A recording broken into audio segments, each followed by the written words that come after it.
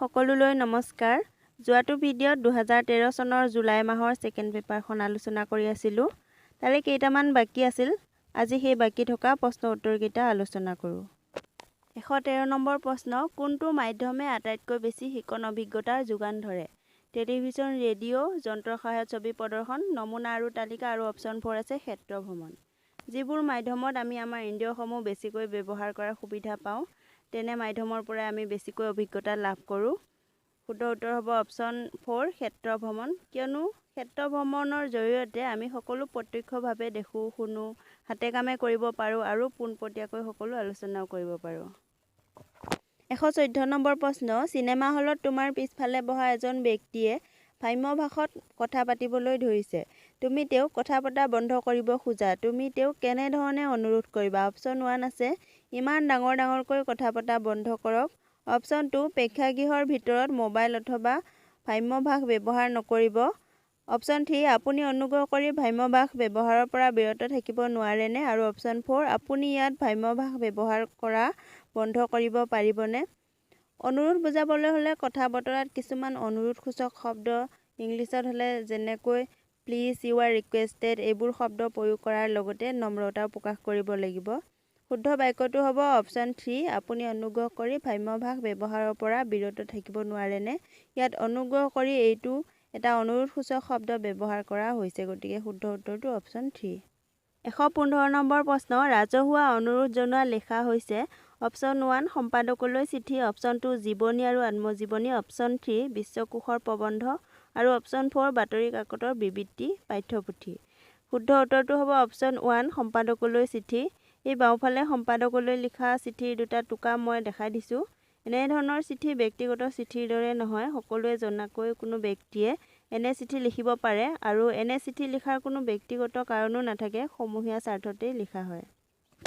116 number প্ৰশ্ন, ছাত্ৰ-ছাত্ৰীৰ মাজত স্থূল মনন ক্ষমতা অৰ্থাৎ উচ্চ স্তৰৰ বোধ ক্ষমতা, জ্ঞান ক্ষমতা জগাই তুলিবৰ কাৰণে শিক্ষকে তলত উল্লেখ কৰা কোনটো পদক্ষেপ গ্ৰহণ কৰিব পাৰি? ইয়াত অপশ্যন কেইটা আছে। অপশ্যন কেইটা বহুত দীঘলকৈ আছে, সেইকাৰণে মই গোটেইকেইটা পঢ়ি নাথাকোঁ। শুদ্ধ উত্তৰটো কৈ দিছোঁ। শুদ্ধ উত্তৰটো হ'ল অপশ্যন 3। পঠনৰ মাজতে ছাত্ৰ-ছাত্ৰীক আত্মজিজ্ঞাসা বা নিজকে প্ৰশ্ন কৰিবৰ কাৰণে ওকালতি কৰি আৰু আৰ্হি দেখুৱায়। কোনো ক্ষমতা লাভ কৰাৰ প্ৰধান উপাদানটোৱেই হ'ল আত্মজিজ্ঞাসা। যেতিয়া ছাত্ৰ-ছাত্ৰীৰ মনত ভিতৰৰ পৰা আত্মজিজ্ঞাসাৰ সৃষ্টি হ'ব বা কোনো কথা জানিবৰ বাবে ইচ্ছা জাগ্ৰত হ'ব, তেতিয়া তেওঁলোকে উচ্চ মননশীলতাৰ ক্ষমতা লাভ কৰিব আৰু শিক্ষকে বিভিন্ন প্ৰকাৰে সেই আত্মজিজ্ঞাসা সৃষ্টি কৰাত সদায় গুৰুত্ব দিব লাগে। 117 নম্বৰ প্ৰশ্ন, বিষয়সূচক বাক্য টপিক চেণ্টেন্স বুলিলে কেনেধৰণৰ বাক্যক বুজা যায়? অপশ্যন 1 আছে ৰচনাৰ মুখ্য ভাৱ প্ৰকাশ কৰা বাক্য। অপশ্যন 2 কোনো কবিতা বা ৰচনাৰ নাম। অপশ্যন 3 কোনো পৰিচ্ছেদৰ প্ৰধান ভাৱ, আৰু অপশ্যন 4 কোনো ৰচনা বা তথ্যপাতিৰ উপশিৰোনাম। শুদ্ধ উত্তৰটো হ'ব অপশ্যন 3 কোনো পৰিচ্ছেদৰ প্ৰধান ভাগ। কোনো এটা পেৰেগ্ৰাফত এনেকুৱা এটা বা দুটা বাক্য থাকে যিকেইটা বাক্য পঢ়িলে আমি গোটেই পেৰেগ্ৰাফটোৰ মূল ধাৰণাটো বুজি পাওঁ। এনেধৰণৰ মূল বাক্য হাইলাইটিং চেণ্টেন্সবোৰক কোৱা হয় টপিক চেণ্টেন্স। অপশ্যন কেইটা ভালকৈ পঢ়িও কেনেকৈ শুদ্ধ উত্তৰটো বিচাৰি উলিয়াব পাৰি চাওক। প্ৰথম অপশ্যনটো আছে ৰচনাৰ মুখ্য ভাৱ বা সাৰাংশ। ৰচনা এখনৰ মূল ভাৱ এটা লিখিলে কেতিয়াও এটা বাক্যত লিখিব নোৱাৰি, এটা বা দুটা বাক্যত লিখিব নোৱাৰি, এটা দফা লিখিব লাগিব। কিন্তু প্ৰশ্নটোত বাক্য বুলি উল্লেখ কৰিছে, সেয়েহে অপশ্যন 1 শুদ্ধ নহ'ব। অপশ্যন 2 আছে কোনো কবিতা বা ৰচনাৰ নাম। কবিতা বা ৰচনাৰ নাম হ'লেও এটা সম্পূৰ্ণ অৰ্থবাচক বাক্য লিখা নহয়, এটা বা দুটা শব্দ লিখা হয় আৰু কেতিয়াবা বা বাক্যাংশ লিখা হয়।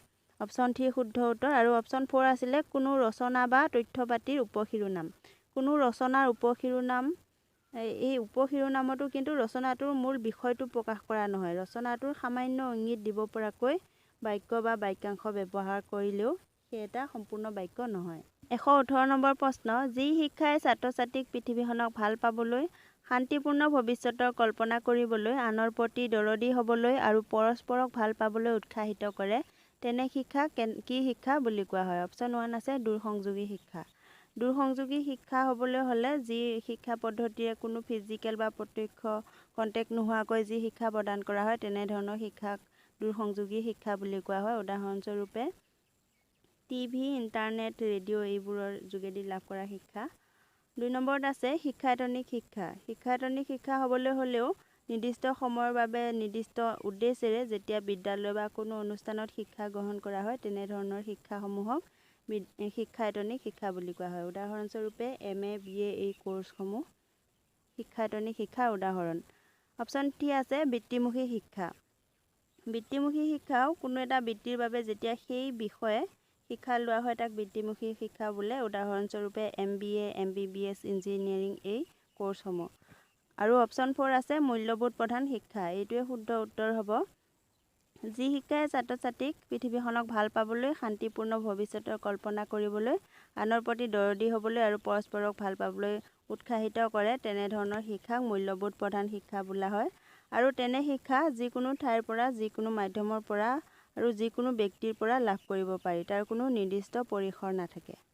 119 নম্বৰ প্ৰশ্ন, কোনো এটা পাঠৰ অন্যান্য শব্দৰ মাজত থকা অপৰিচিত শব্দৰ অৰ্থ নিৰূপণ কৰাটো কি কৌশলৰ অন্তৰ্গত? শ্ৰৱণ, কথন, পঠন আৰু লিখন। শুদ্ধ উত্তৰটো হ'ব অপশ্যন 3 পঠন। যেতিয়া শ্ৰৱণ, কথন আৰু লিখন কাৰ্য কৰোঁ তেতিয়া আমি কোনো অপৰিচিত শব্দ পালে সেইটো ব্যৱহাৰ নকৰি পৰিচিত শব্দ এটা ইচ্ছামতে ব্যৱহাৰ কৰিব পাৰোঁ আৰু আলোচনা কৰিও তাৰ অৰ্থটো জানি ল'ব পাৰোঁ। কিন্তু পাঠ এটা পঢ়ি যাওঁতে অপৰিচিত শব্দবোৰ নপঢ়াকৈ যাব নোৱাৰোঁ। এনে কৰিলে পাঠটোৰ পৰা অপৰিচিত শব্দবোৰ এৰি গ'লে পাঠটোৱে কি ক'ব বিচাৰিছে সেইটো আমি বুজি নাপাম। একে অৰ্থৰ কোনো বেলেগ শব্দ ব্যৱহাৰ কৰিবলৈও প্ৰথমে সেই শব্দটোৰ অৰ্থ নিৰূপণ কৰি ল'বলগীয়া হয়। গতিকে শুদ্ধ উত্তৰটো হ'ব অপশ্যন 3 পঠন।